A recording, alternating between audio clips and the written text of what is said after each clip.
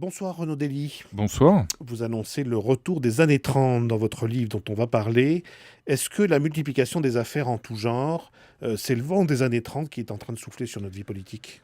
Ce qui est sûr, c'est que depuis quelques semaines, quelques mois et même quelques jours, il y a une multiplication d'affaires d'ordres différents d'ailleurs, qui ne sont pas toutes de même nature. Il ne faut pas tout mélanger, mais c'est vrai que de Jérôme Cahuzac à l'affaire Big Malion, et à quelques autres encore, jusqu'à cette affaire Fillon-Jouillet qui défraie la chronique depuis quelques jours, on voit s'additionner des scandales, des affaires, des rumeurs, etc., de tous ordres, mais qui à chaque fois mêlent des personnages du sommet de l'État, quelles que soient leurs étiquettes politiques, et qui peuvent renforcer dans l'opinion ce sentiment de connivence entre des élites qui se tiendraient les unes les autres par la barbichette, en quelque J'allais vous sorte. dire, parce que dans le cas de l'affaire Jouillet, c'est un ancien Premier ministre qui traite le secrétaire général de l'Élysée de menteur, alors que l'un a été le ministre de l'autre.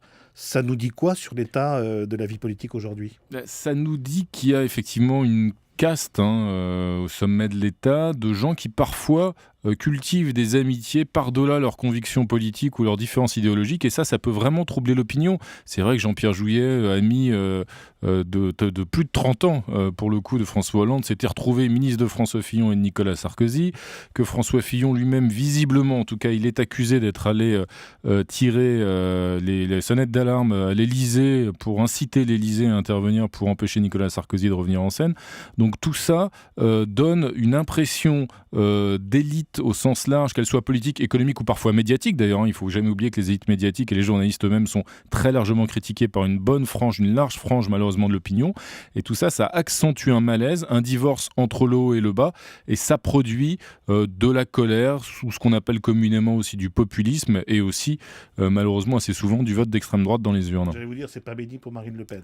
Alors c'est un cliché un peu de dire ça, on a tous tendance à penser ça un peu systématiquement. C'est vrai que ce climat-là participe de ce malaise démocratique qui se traduit, y compris par le vote à l'extrême droite et par le vote Front National. Maintenant, c'est vrai que quand on regarde le Front National lui-même, son comportement dans les mairies qu'il a gagnés, les interrogations qu'il y a sur les comptes de campagne de Marine Le Pen, etc., on s'aperçoit que ce parti-là aussi, dès lors qu'il a des responsabilités ou dès lors qu'il a des conquêtes, dès lors qu'il a aussi de l'argent pour faire fonctionner sa machine, il n'est pas exempt de tout reproche, loin de là, et qu'il est lui aussi parfois sujet à des affaires de corruption ou d'affairisme. Renaud Dely, est-ce que vous conseilleriez à nos confrères Gérard Davet et Fabrice Lhomme de rendre public le fameux enregistrement de Jean-Pierre Jouyet qui confirme sur le contenu du déjeuner du 24 juin avec François Fillon?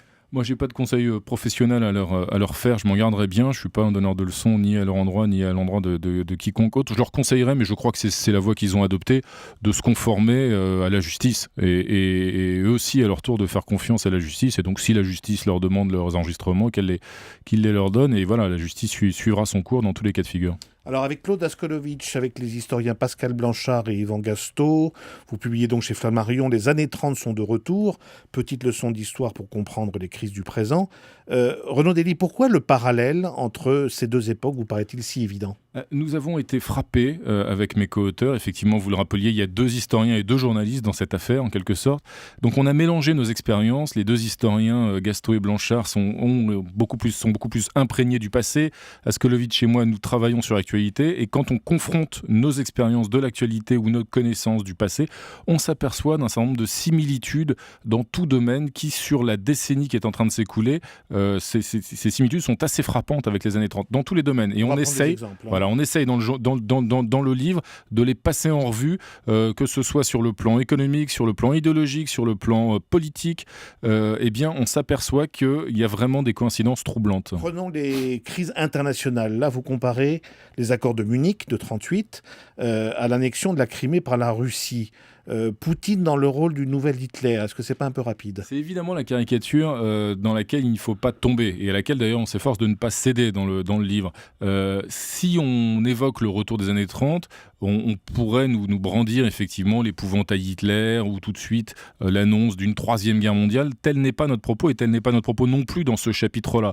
C'est-à-dire qu'il y a des points communs, il y a des similitudes. Par exemple, Poutine phagocytant la Crimée et au-delà exprimant une forme d'impérialisme de cette nouvelle Russie qui s'était déjà par exemple exprimée en Géorgie en 2008, et on voit aussi le tout sur fond de renaissance des nations et des tensions nationalistes en Europe de l'Est, c'est vrai que ce climat-là renvoie à un climat qu'on a connu dans les années 30, qui s'est notamment traduit par l'annexion des Sudètes par Hitler. Ça ne signifie pas pour autant, évidemment, que Vladimir Poutine a le même projet idéologique ou qu'il porte le même danger en lui que portait l'hitlérisme, bien entendu. Mais en revanche, ce contexte de déstabilisation internationale, d'un monde extrêmement fragmenté, mouvementé, où plus personne ne réussit à faire régir vraiment un ordre démocratique et paisible, ça, pour le coup, ces inquiétudes-là, on les voit à l'Est aujourd'hui quasi quotidiennement, et elles nous rappellent effectivement de mauvais souvenirs. Et vous dites aux Occidentaux, attention de ne pas être dupes et de ne pas rester comme ça passivement. On est frappé, lorsqu'on épluche les archives ou la presse de l'époque et des années 30, et c'est ce qu'on a fait,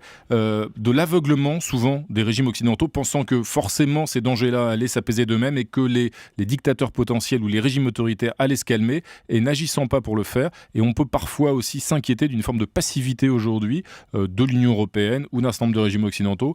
Et on voit bien que dans l'histoire, ça ne suffit pas que de compter sur la sagesse des autres dirigeants. Alors dans un registre plus sociétal, je dirais, la manif pour tous, avec ce que vous appelez la haine homophobe parfumée à l'encens, est-ce que c'est pas finalement la résurgence d'une France, d'une vieille France de toujours ? Voilà, il y a une vieille France de toujours, comme vous dites, qui est une vieille France catholique, chrétienne, qui surtout veut mélanger le respect, le culte qui est la foi, qui est du registre privé, et veut imprégner la gestion des affaires publiques avec la religion. Et c'est ça qui pose problème, et qui pose problème depuis la loi de 1905 de séparation de l'Église et de l'État, et qu'on voit réapparaître à travers la Manif pour tous et d'autres mouvements connexes et d'autres mobilisations connexes qu'on a pu voir autour ces derniers mois et ces dernières années. C'est-à-dire qu'on a un réinvestissement du champ politique par des forces catholiques, chrétiennes, religieuses en tout cas. Alors là aussi, toute proportion gardée, bien sûr que la France de 2014 est beaucoup plus déchristianisée que ne l'était la France des années 30, et que la religion catholique aujourd'hui pèse beaucoup moins dans le cours des affaires publiques. Il n'empêche que cette résurgence-là, elle rappelle effectivement à bien des égards les apôtres de la France chrétienne des années 30, qui voyaient par définition toute forme de progrès et de libération des mœurs, et aussi d'ailleurs lointaine encore, mais en tout cas l'avancée peu à peu progressive vers l'égalité homme-femme, comme une menace sur la paix civile et sur le fonctionnement de la société française des années 30, et même comme l'émergence d'une forme de décadence, peu ou prou. Là aussi, ce sont les mêmes réflexes, les mêmes replis sur soi qu'on voit apparaître à travers la Manif pour tous. Renaud Dely, les années 30, elles se sont terminées par une guerre mondiale. Ça va se terminer de la même façon ? Ce livre ne joue vraiment pas les prophètes et vise pas justement à lire dans le mar de café.